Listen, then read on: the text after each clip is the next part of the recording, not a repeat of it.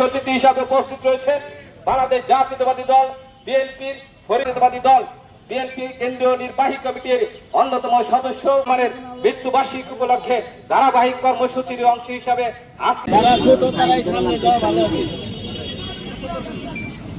সভাপতি সাহেব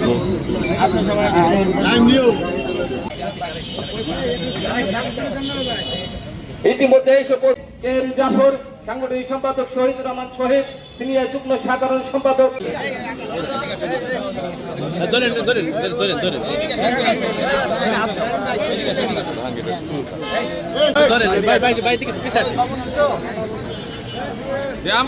জাহাঙ্গীর ভাই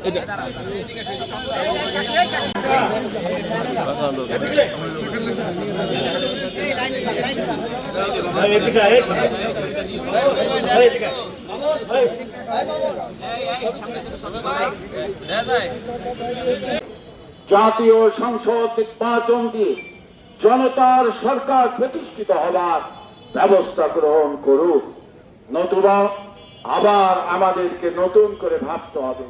সুতরাং সেই ভাবা থেকে সরকারের শুভবুদ্ধি হোক যে ডিসেম্বরের মাসের মধ্যে নির্বাচনের একটি খসড়া রোডম্যাপ ঘোষণা করা হোক। সুতরাং আজকে জিয়াউর রহমান আমাদের যে পথ দেখিয়ে দিয়ে গেছেন, আমাদের পূর্বপুরুষরা যে পথ দেখিয়ে দিয়েছে দেশকে গড়বার জন্য, সেই পথে আমরা সকলে আছি, সকলে থাকবো।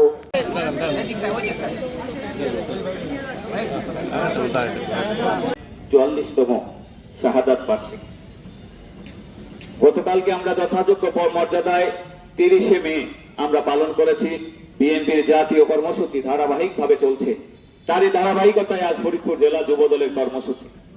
1981 সালের 30শে মে শহীদ রাষ্ট্রপতি জিয়াউর রহমানকে একটি ঘাতক বাহিনী দেশি বিদেশি আন্তর্জাতিকভাবে ষড়যন্ত্রের মধ্য দিয়ে হত্যা করেছিল। সেদিন শহীদ রাষ্ট্রপতি জিয়াউর রহমানকে হত্যা করা হয়েছিল একটি উদ্দেশ্যকে সামনে রেখে, সেটি বাংলাদেশকে যেভাবে জিয়াউর রহমান স্বনির্ভর করে তুলে তুলেছিলেন, বাংলাদেশকে যেভাবে বিশ্বের দরবারে বাংলাদেশ একটি দেশ, স্বাধীন দেশ, বাংলাদেশ একটি স্বনির্ভর দেশ হিসেবে এগিয়ে চলছিল, সেটাকে স্থবির করে দেওয়ার জন্য ভারতীয় গোয়েন্দা সংস্থা তাদের নেটওয়ার্কের মাধ্যমে শহীদ রাষ্ট্রপতি জিয়াউর রহমানকে হত্যা করা হয়েছিল। কিন্তু থাকতাম কর্মসংস্থানে স্বয়ংসম্পূর্ণ